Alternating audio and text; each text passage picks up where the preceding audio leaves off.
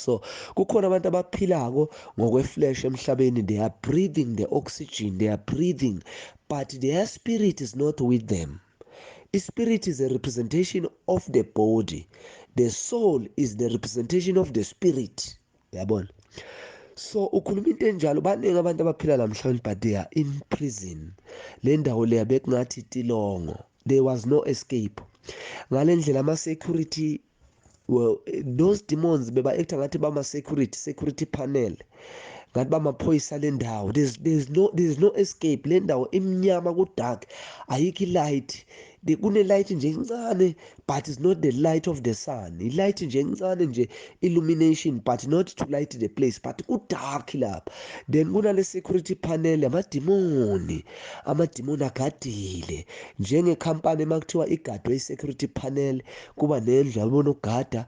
Ngeke ngibuka ama-movie kwesinye isikhathi uthola ukuthi kunale i-camp yamasotsha, noma amasotsha agada i-camp ethile, noma ifemu ethile, noma i-military base. Kuba nale ndlu abayakhaya kuba ngathi tower. Le tower bese iba ne-light elikhanyako, likhanyise yonke le ndawo, yabona. Emamovini such kune-tower nje, thola ukuthi le tower kuhlala amasotsha athile lapha phezulu, enzela ukuthi akhona ukubona into eziseza. Bekunjalo nalaba lamadimoni ahleli kunama-tower, abuka yonke le ndawo ukuthi ngibani, abantu ngabe babehave kanjani, basesonweni yini. Lekhathi basesonweni namadimoni, they can tell ukuthi hayi bonke bayabuswa labantu, kodwa lo ongafuni ongathi ubehave consciously, they come immediately to kill that person ngenye indlela eyisimanga. I've seen people bajiva, nami ngizibone sengidensa lapha, ngazi ukuthi yini lengenze ngidensa, kodwa umoya kaNkulunkulu wawusebenza kimi.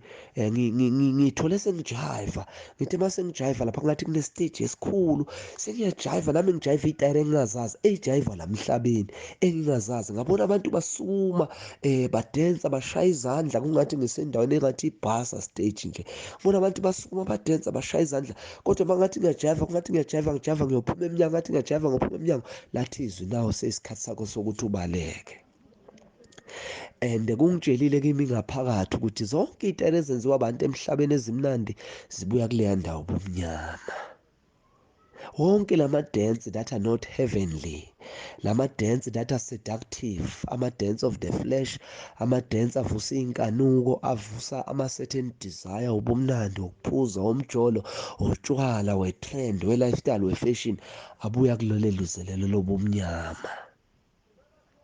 Lathi lelizwi kimi ngize ngabona ne-play field, i-ground, amadimoni adlala ibhola, kodwa adlala very strange, very strange, very strange ngale ndlela ukuthi bebadlala ngathi le bhola akusibhola, kodwa ngingathi imzimba womuntu, isiqu somuntu, noma kungaba ikhanda noma kungaba yini. Very strange, very strange, very strange. And they were laughing, bahleka olunye uhleko nje liwedwa, ubona ukuthi this is evil, this is evil. Kwaba ne-voice lathi baleka ugijime. Ngagijima kungathi nami ngiyasangana labantu, solo bacanga ukuthi ngiyajiva, kungathi ngiyasangana, basanginake, bachubeka benza le-abomination nabo. Ngaphuma ngaya lapha eground, anganginaki lamadimoni. Ngathi mangigquma, kwaba khona into ethi angigqume ngijampe. Ngathi ngijampa ngiyongena komunye umgodi, ngithola ukuthi it seems like lo mhlaba engikuwo bowu from our planet, uparallel from our planet. Ngathi sibomakhelwane kodwa wona uspiritual. Khumbula uJesu khona imfihlo ayikhuluma kuLuke 23:43, lapho khona athi uJesu la isela lithi Nkosi uzungikhumbule uma ufika eparadise. Wathi uJesu ngicinisile namuhla ngiza kuba nawe eparadise today. uJesu Kristu wayesitshela ukuthi impilo ayipheleli la, wayitshela nalesela ukuthi impilo ayipheleli lapha. If we die here kune afterlife, there is a location that you must go to. And lesela nalo kwaba umusa uNkulunkulu okhuluma kile ukuthi lathi Nkosi ngikhumbule. Isela laba ne-revelation ku-last day. Khumbula lo muntu wayeyisela aphile emhlabeni isinomi kanjani, wayengacabanga ngento abathi afterlife, angacabanga ukuthi bangisuka la ngizoya endaweni abathi isihogo, for those aba-rejecta uNkulunkulu nabaphila ngokwe-abomination, ngokwesono senyama segazi. But ngaleso sikhathi momentary, ngokwe-momentum esiphambanweni, wabonakala lo muntu sekavuma enkosini uJesu, athi yawu Nkosi uJesu, ngicela ungikhumbule uma ufika eparadise. Into akazange ayinaka emhlabeni, afterlife azange ayinaka, but suddenly kwaba khona the word of God, izwi elivukayo. Ingakho bathi izwi likaNkulunkulu liyatshalwa emntwini ngaphakathi, liyatshalwa emntwini. Kwabanye abantu liyaphuza ukuvunda, liyaphuza kwabanye abantu ukuthela, kodwa one day it will, because liyizwi elinamandla. Uthe izange lilanga izwi kaNkulunkulu alibuyi lilambatha, zele kunjalo kulesela zange labuya lilambatha. Kusho ukuthi uke wezwa, uke wayizwa into abathi insindiso, kodwa wangayinaki, but lelizwi lakhela angazi. Uthi mase siphambanweni lavuka, wathi Nkosi ngicela ungikhumbule. Uthi uJesu ngizaba nawe eparadise. uJesu ukhuluma ngendawo eparadise, ikhona khona la, i-parallel to this world, iparadise. Khumbula uJesu makasaphila emhlabeni naye wayefundisa abafundi bakhe ngelocation eyisihogo, eHadesi, eShiwoli, lapha athi kuyoba khona ukukhala nokugedla kwamazinyo, garnishing of the teeth.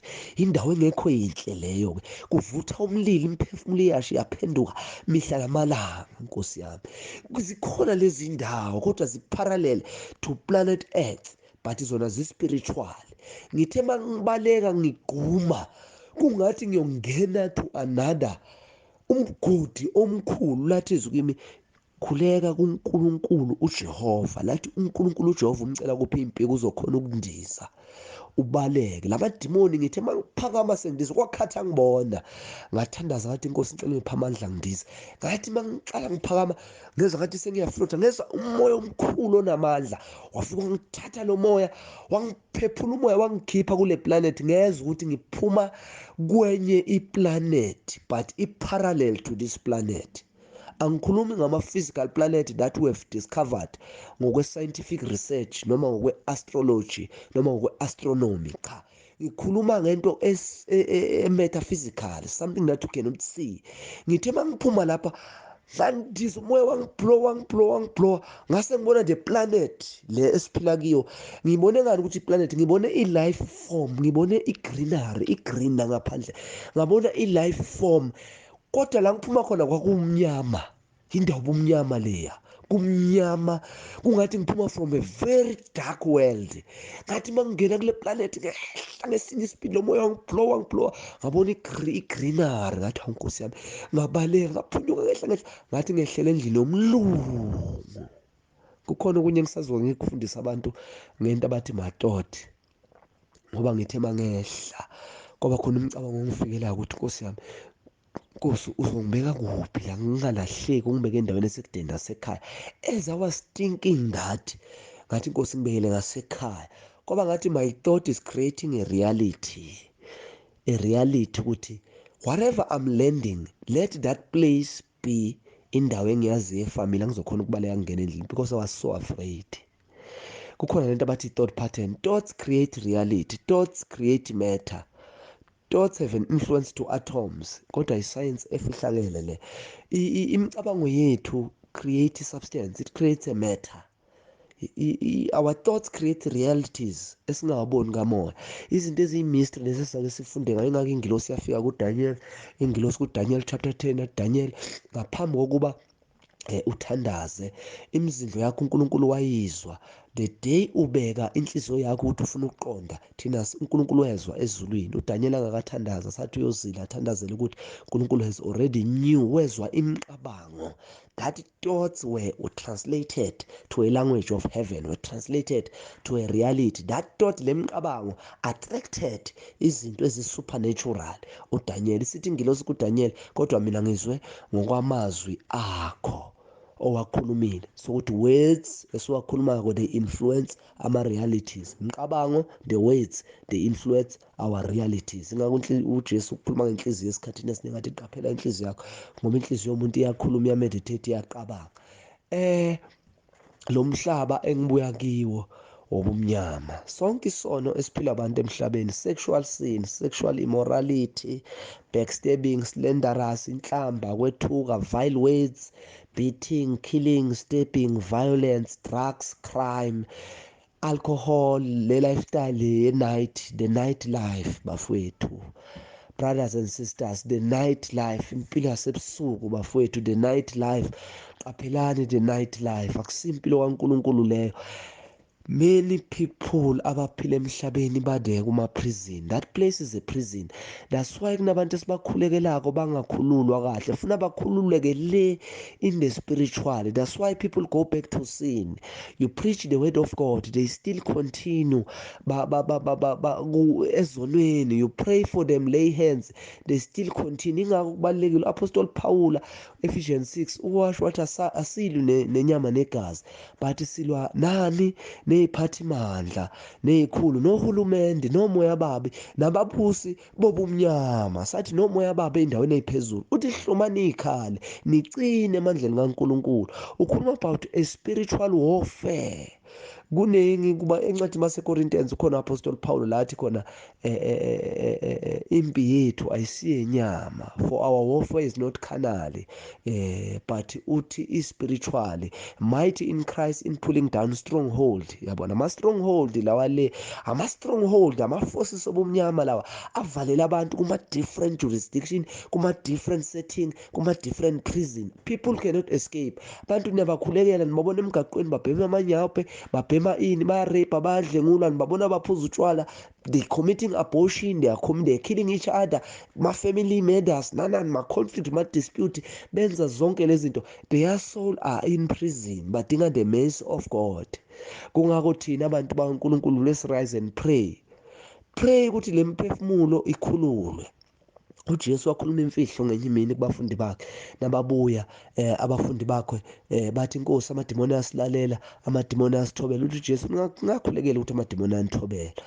Khulekelani ukuthi amagameni abhaliwe encwadini engcwele. Ukhuluma nge-location of peace, nge-location of God, heavenly place of God, where there is liberty, where there is peace. Khumbula lithi iBhayibheli waseKorintiyeni, where there is a spirit of God there is peace, where there is a spirit of God there is liberty. Ukhuluma ngendawo kaNkulunkulu uJesu. Kodwa usethi uJesu, ngibona uSathane awa ezulwini njengonyazi. Uyabona, ukhuluma ngento kuma-heavenly places, ukuthi nina manikhuleka lana, thina uNkulunkulu u-operator izinto ezikuma-heavenly places. Masikhuleka thina, kunabantu abakhululwako le. uNkulunkulu athumela ini, the law enforcement of heaven, iy'ngilosi, izidalwa zikaNkulunkulu, iy'thunywa, uyithumela ukuthi ziyokhipha abantu kuma-prison. Thina sazi la emhlabeni, kodwa akekho umuntu oku-darkness ongakhipha omunye umuntu oku-darkness. Idinga abantu abaku-light. Ingakho uJesu wathi thandazelani ukuthi amagameni abhalwe emazulwini. Igama lakho malibhaliwe ezulwini, kubaluleke kakhulu ukuthandazele lo ukuthi igama lakho litholakala encwadini yokuphila. Ngokwencwadi mawufunda ku-Revelation 17, Revelation iyakhuluma about these things. Encwadini yesambulo iyakhuluma about these things, la sifundiswa khona uNkulunkulu, lasifundiswa khona ngombhalo wencwadi yokuphila, nangencwadi ye-book of condemnation, abantu abalahliwe. Uyayibona, manje kukhona abantu abaphila la emhlabeni abangakhona ukuyeka isona. Abanye baphila under incindezi emhlabeni, abanye bayazizwa abanye ukuthi this is not the life. Bayazizwa abanye, kunabantu who cannot change izinto empilweni zabo, kunabantu who cannot escape ama-situation. Their soul is in prison. Kunabantu abangakhona ukudlula, amen, imphefumulo yabo iboshiwe, idinga kukhululwa. They need ukuthi beze eNkosini uJesu, bazinikele, bakhale kuNkulunkulu, bakhale ku-altar yasezulwini, bakhale kuMoya Ingcwele, bakhale kuJesu day and night. Kungako lithi iBhayibheli baseTesalonike egameni lokuthandaza 5:17 bokuqala lithi khulekani ningaphezi. Badinga ukukhuleka labantu bazokhululwa le imphefumulo yabo ikhululwe. Bayaphila la emhlabeni. Nkosi yami, ngathi uNkulunkulu angasibusisa, ngathi uNkulunkulu angabagcina abantu. Ngicela ukuthi le audio niyishare, bakwazi abantu bayamdinga uNkulunkulu. Ungambukeli phansi omunye umuntu, ungambuka omunye umuntu umbona ngathi akashintshi. Ungambukeli phansi, ungamthuki, ungamhlamuli, ungamlahli. Muncusele kuNkulunkulu. Even ama-abusers, abantu abane-anger, abenza izinto ezimbi, bakuma-prison, bakuma-bondages. Ingakho uJesu wathi asibathethelele abantu labasonako. Ingakho uJesu wathi baba bathethelele abakwazi abakwenzako. Those people who were murdering Christ, they did not know what they are doing.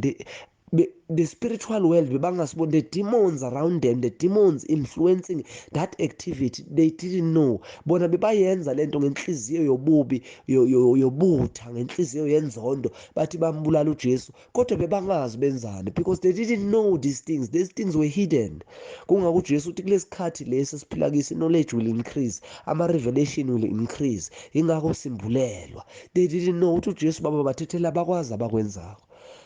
Nami namuhla ngikhulekisa labo sesi, labo bhuti abahlala ematshwaleni, baye ebusuku bashiya ingane emakhaya bayophuza, noma abanye babone ukuthi kunenhlupheko ekhaya, noma abanye babone ukuthi ingane iyahlupheka, izigula, ingane isale yodwa, benqe babaleke, bahlanganise izinto eziningi kakhulu, different boyfriend, different girlfriend, bangene ey'nkingeni, some bakuma-car accident, some bakuma-debt, balahlekelwe imisebenzi, banye barejiwe, bagwaziwe, some ended up balinyazwa, bakuma-hospital nani. Izinto ezenzeka lezweni lobumnyama lezo, imiphefumulo yabo ikuprison. Ngicela abantu baNkulunkulu bathandaze, rise, pray, singajaji, singahluleli, thandaza. Uthi uJesu kuLuke 11 makathandaza, baba mayenzeke intando yakhe emhlabeni, the will of the Father must be done, the will of the Father must be done, the will of the Father must be done.